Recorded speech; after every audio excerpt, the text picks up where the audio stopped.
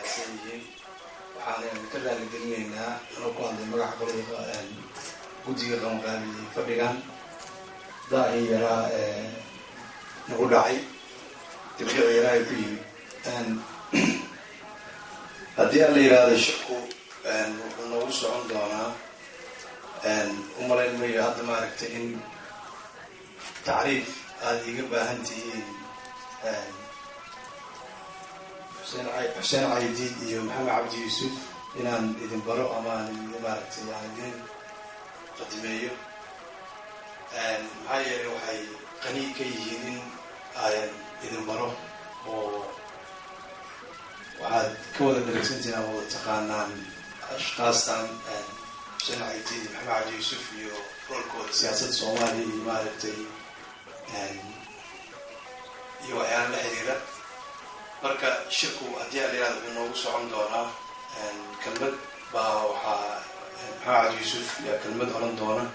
ku aadan sida uu arko xaaladda soomaaliya hadda ay ku sugan tahay iyo sida uu asagu isu leeyahay maaragtay waxaa lagu gaarayaa daawo kabacdi waxaa isna kelmad oran doona xuseen caydiid oo jaaliyadda qurjoogta soomaaliyeed khidaab ama maaragtay hadalkii ugu talagalay sida uu arko xaaladda murugsanay siyaasadda soomaaliya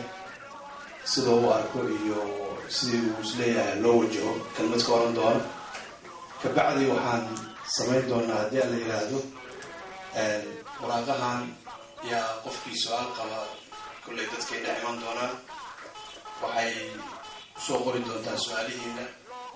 inama idinka soo qaadi doona dabcan markaa su-aalaha qortaan qofkii ka maarmi waaya ama inuu su-aal asagu maaragtay uu shafawiya afka uu ka weydiiyo waxaan ka codsanaynaa inuu gacanta taago su-aashiisana maaragtay markaas uu sheego waxaan jeclaan lahayn in ay ku koobnaadaan keliya su-aalo weliba mawduuca la xiriiro oo keliya oo aynan noqonin waxyaalo badan baa naga hadlaysan su-aalo badan iyo doodo badan baan qabnaa laakiin waxaan rajaynayaa inay ahaato su-aasha mawduuca keliya inay ku koobnaad su-aalna ay ahaato oo wixii tacliiqaad ama comments maaragtay aan dib u dhigano aad baad umahadsantihiin maaragtay soo qaybgalkiina waxaan haddana ku wareejinaynaa maxaa cabdiisu waxa maanta laga hadlaana waxa weeye maxaa dalkeena ku sugan yahay ishuga ugu weyno maanta soomaali horyeelaan warkaas waxaan anugu isleeyahay anigu weyno da-aan ahay soo jireena muddo dheerna soo shaqaynayay intii soomaalida hadda jirtaa dhaqdhaqaaq gobnabadoon ama ku jirta ama dowlada haatay soo joogay oo goobjoog ah inta badan u malayn mahayo maanta soomaaliya meeshay marayso weligeed yacni taariikhdeenna tii ugu fool xumay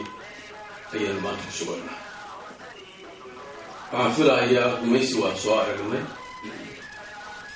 talyaananu soo aragnay ingiriis baanu soo aragnay xabashida oo dhulkeena qayb ka mida gumaysanaysaanu soo aragnay sidoo kale kenya oo qayb dalka soomaaliya ka mid ah baanu soo aragnay waxaanu aragnay faransa oo jabuuti waa ayanu gumaysan jirtay